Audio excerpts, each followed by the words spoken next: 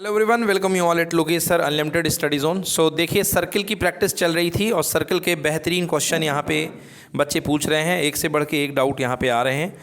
तो अब हम क्वेश्चन एक दे रहे हैं, आपको नोट करेंगे। क्वेश्चन मैं डिक्टेट कर रहा हूँ, आप लोग केवल डिक्टेट करके लिखिए, क्वेश्चन पूरा लिखने की ज़रूरत नहीं है।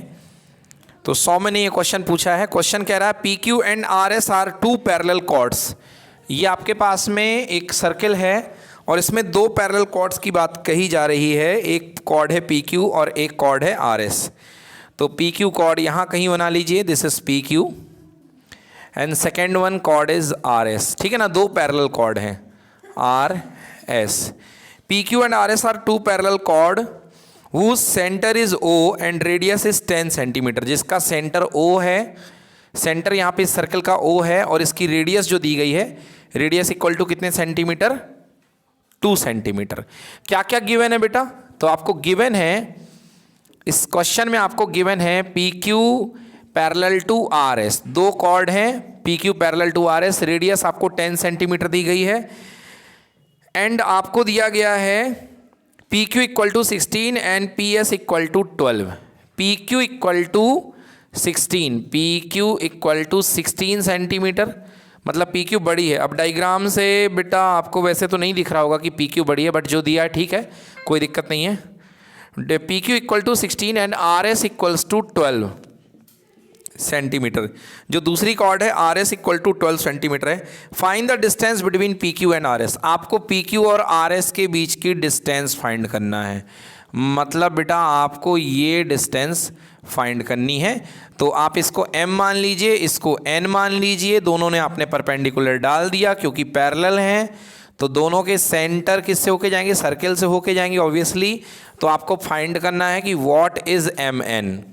तो आपका क्वेश्चन है mn क्या है। नोट करिए, क्वेश्चन को डिक्टेट कर दिया मैंने, बना लीजिए।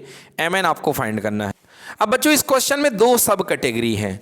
दो सब कैटेगरी क्या है? इनका कहना है कि आपको दो सब कैटेगरी में इस क्वेश्चन को बनाना है। पहला सीन ये है कि दोनों टेंजेंट ओरिजिन के अपोजिट साइड हैं। मतलब एक टेंजेंट नहीं, कॉर्ड एक उधर है एक इधर इधर है, अपोजिट साइड है। और एक और केस दिया है कि भाई साहब ये भी सीन आप क्रिएट करो कि दोनों टेंजेंट जो हैं वो एक ही तरफ हैं। तो ऑब्वियसली बेटा आर एस जो है, आर एस छोटा है तो आर एस ऊपर रहेगा और पी क्यू बड़ा है तो पी क्यू कहाँ रहेगा, नीचे रहेगा।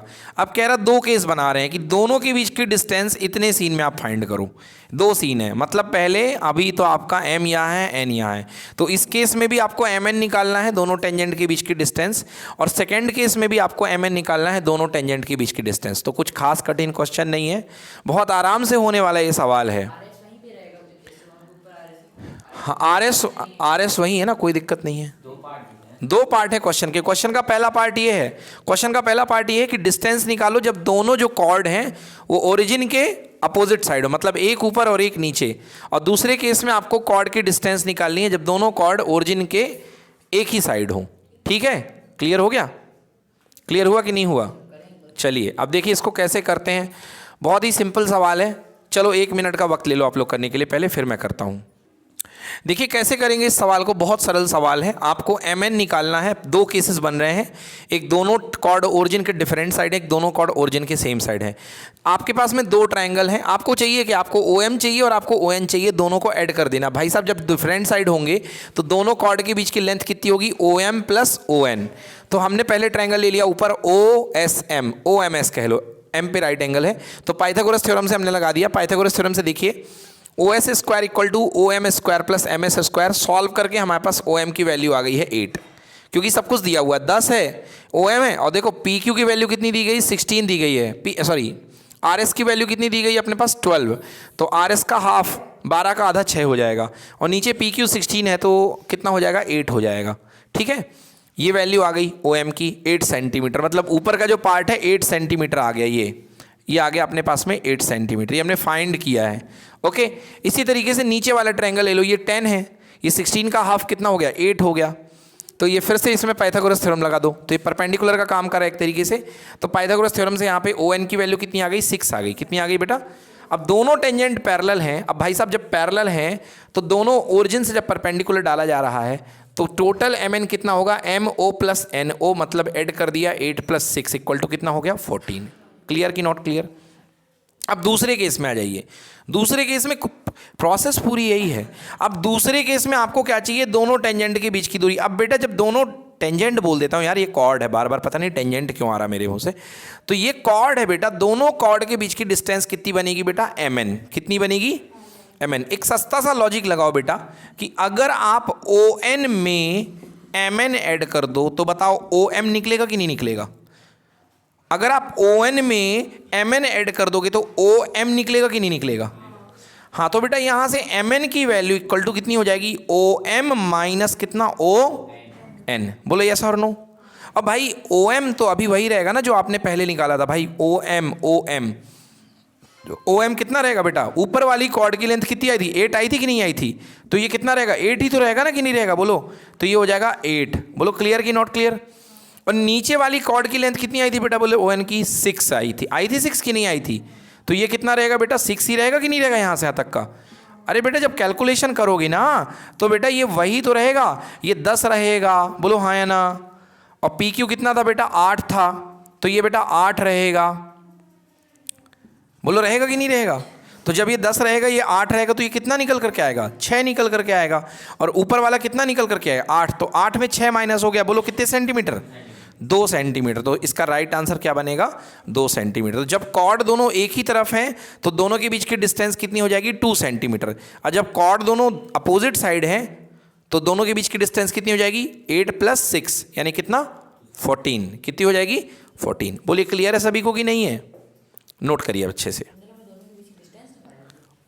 क्या बोला गया बेटा, mn मतलब दोनों कॉर्ड के बीच की डिस्टेंस ही तो निकालना था ना। पिछले बार भी तो आपने यही किया है ना।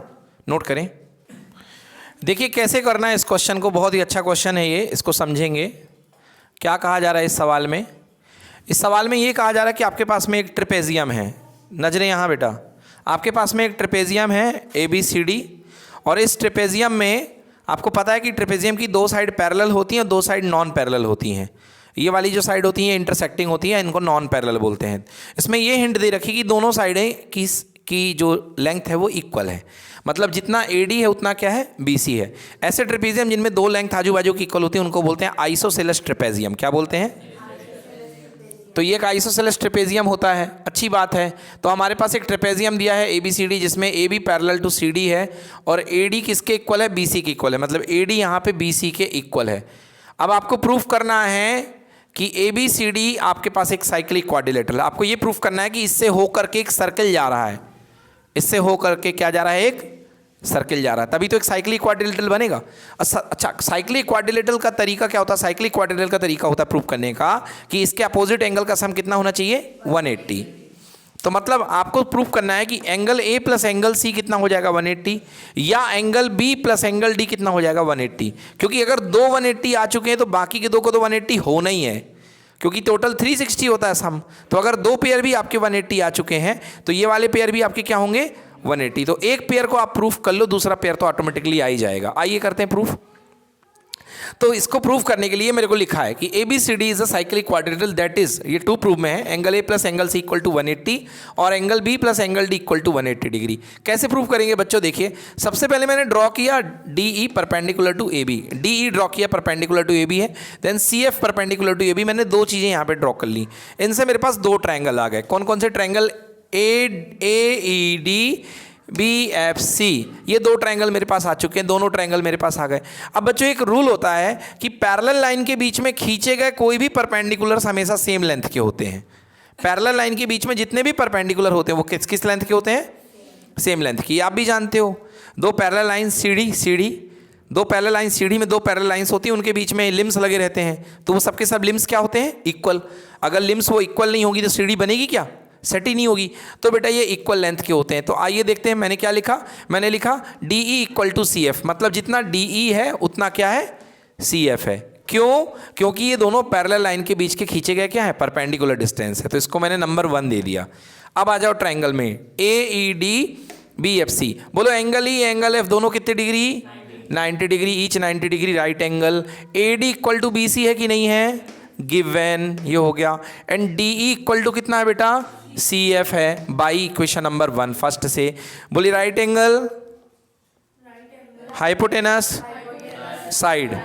तो RHS लग गई, RHS से दोनों triangle AED congruent with triangle BFC। Okay, corresponding part equal होंगे। AED का एक एंगल कितना है बोलो, A है कि नहीं है?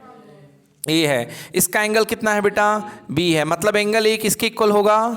B के। अच्छा, AD का एक करस्पॉन्डिंग एंगल ADE है कि नहीं है? और AD किसके इक्वल होगा बेटा? BCF के, BCF के। तो ये देखो एक काम की चीज़ और ये दूसरी काम की चीज़। बोलिए यस और नो। अच्छा, ध्यान से देखिए, एंगल A एंगल B के इक्वल तो आ चुका है आपका, बहुत अच्छी बात है।